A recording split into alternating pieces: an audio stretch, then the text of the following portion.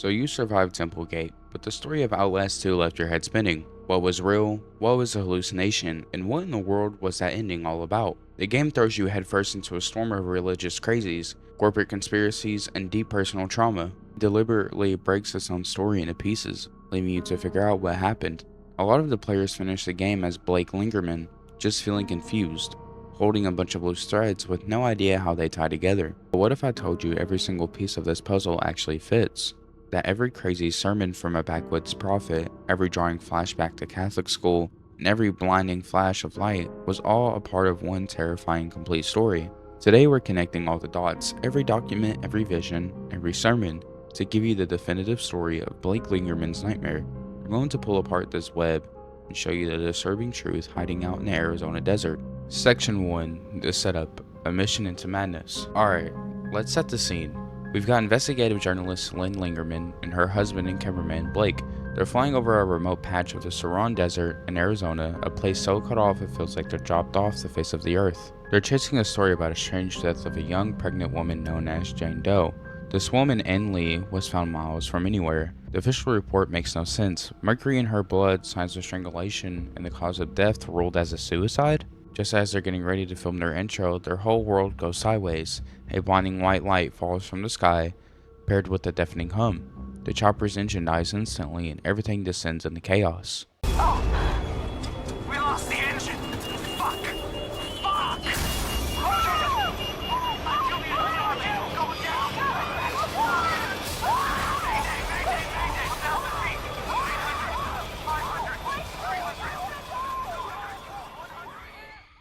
Blake wakes up to the smell of burning fuel. He's alone. Lynn is gone, armed with just his cam recorder.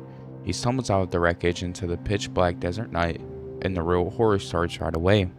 Near the crash, he finds the pilot's body, but he didn't die in the crash. The man has been skinned, mutilated, and strung up in a tree. It's a grotesque welcome sign. Blake's mission isn't about a story anymore. It's about finding Lynn and getting out alive. He discovers a town called Templegate, but it isn't abandoned. It's waiting. Section 2, the Cult of Templegate, the Gospel of Knoth. Before we get into the rest of this video, please subscribe, guys. Only 99.7 of y'all are not subscribed and 0.4 are, so shout out to the ones that are. Subscribe for me, road to 200 subs, and check out One Dream Clothing, link in description. That's my clothing brand, new drop in April. See y'all, enjoy the rest of the video. Peace. As Blake creeps deeper into the settlement, he realizes he's walked into a living nightmare. This is Templegate, home of the New Testament of the new Ezekiel, led by a deranged prophet, Sullivan Knoth. Knoth's voice is everywhere, blasting from loudspeakers. He preaches that Templegate is the literal mouth of hell and that the end days is already here. That has to be the chapel.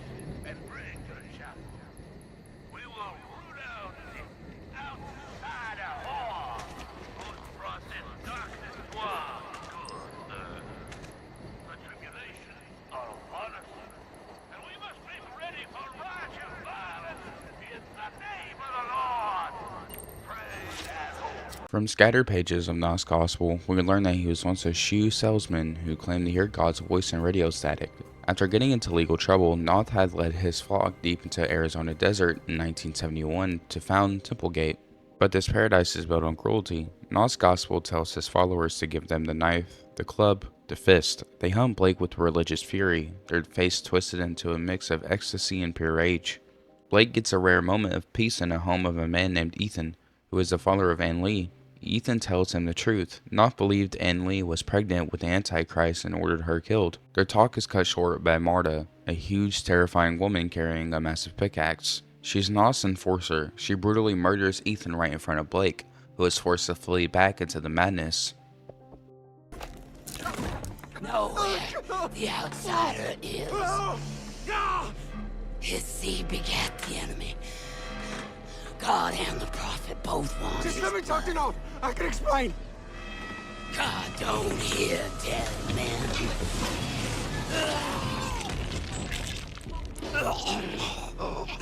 Be still.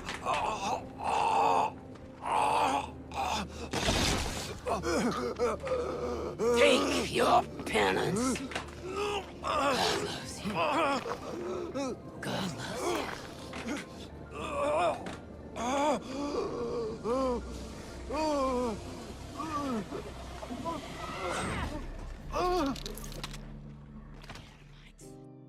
When Blake finally reaches the chapel, he finds Lynn, but a new group appears, the Heretics. This is a Satanist splinter group led by anonymous Val.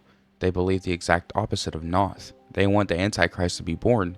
They snatch Lynn and disappear into the mines, leaving Blake alone again. Section 3, The School and the Sin, The Guilt of Jessica Gray. Just when the horror feels like it can't get any worse, that blinding white light flashes again. Blake isn't in a soaked-blooded village anymore, he's in St. Cybele Catholic High School, the school he and Lynn went to as kids. These aren't just memories, they're fully immersed nightmares, and they are the key to everything. These hallucinations all revolve around one traumatic event, the death of their childhood friend, Jessica Gray. Through these visions, we see the full story of Blake's guilt. After school one day, Blake and Jessica are found by a creepy teacher, Father Lathermitch. He keeps Jessica behind for a lecture. Jessica is terrified and begs Blake not to go, but Blake leaves her behind. Walk away.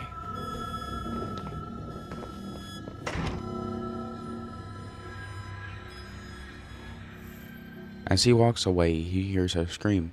He runs back only to find Jessica beat up in the stairwell. Lathermitch staged her death as a suicide to cover up his assault.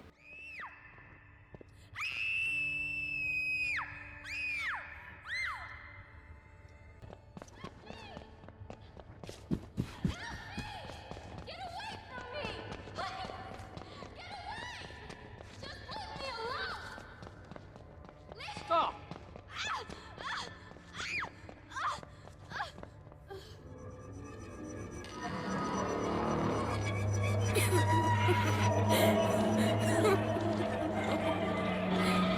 I don't know what you think you saw.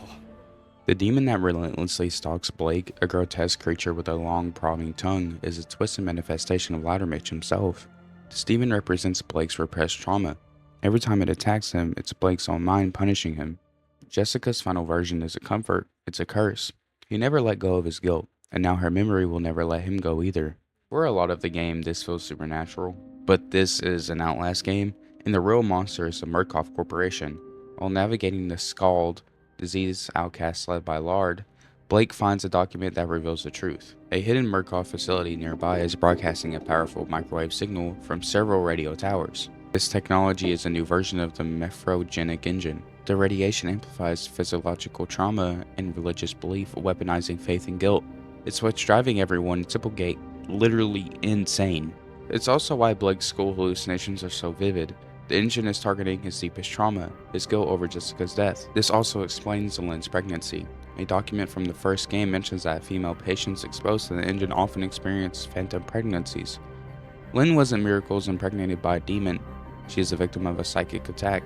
The different cults are just reacting to the signal in different ways. They are all just puppets, and Murkoff is pulling the strings. Section 5. The Climax and the Birth. An Apocalypse of the Mind. Knowing the truth, Blake enters his final act. He heads into the pitch-black mines to find Lynn, who is in the hands of the Heretics. The mines are Val's territory, where her followers engage in violent, lustful rituals. He finally finds Lynn, impossibly pregnant and strapped to a birthing chair. But the reunion is cut short when Knoth's followers storm the mines, and an all-out war breaks out. Val and her Heretics are slaughtered, and Brink and Lynn manage to escape into the raging storm outside.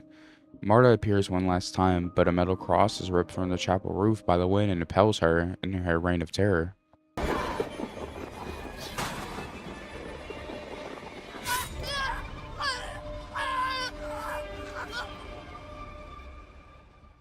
They make it to the chapel, but it's too late.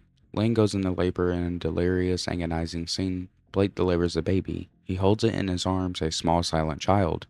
But when he looks at Lynn, her eyes are wide with a terrifying clarity. She whispers her last words, "There's nothing there," and then she dies. Blake is left alone. The storm stops. He walks outside to find that Tipplegate has committed mass suicide.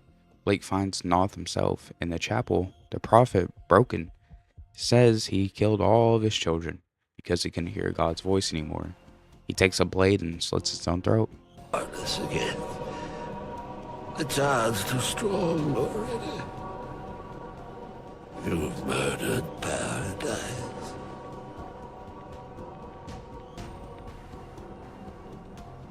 God has gone silent. Since the storm, the birth. Who will he have if he destroys us all? Who will he have left to punish? I killed my children. All of them.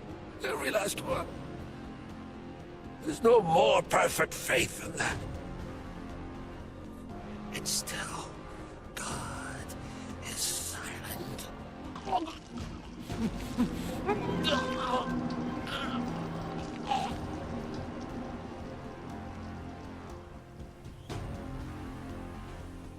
So Blake is the last man standing in a town of corpses, holding a baby that might not even be real. As he walks through the silent town, a final blinding white light consumes everything, and then he's back in the school. He finds Jessica, who has a faint rope burns on her neck. She leads him to their old hiding spot, and the screen cuts to black. What does it all mean? The answer is in Lynn's final words. There's nothing there. The most solid theory is that the baby was never real. It was a phantom pregnancy hooked up by Murkoff's microwave engine. Blake's mind, already broken by guilt, completely brought into the insane reality. Lynn, however, spent the final act deep within the mines, which likely shielded her from the full force of the broadcast. Her words prove it. Blake was holding nothing.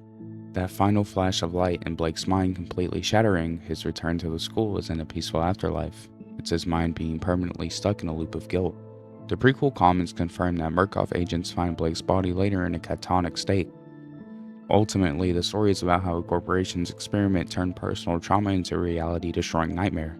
Well, that's it. I hope you guys enjoyed this video. And yeah, that's the full story of Outlast 2. My fault. Shitty upload schedule. It's been 3 weeks since I last uploaded a long form. But it's going to get better. I'll see you guys, and I hope you have a good rest of your day. Subscribe. Bye.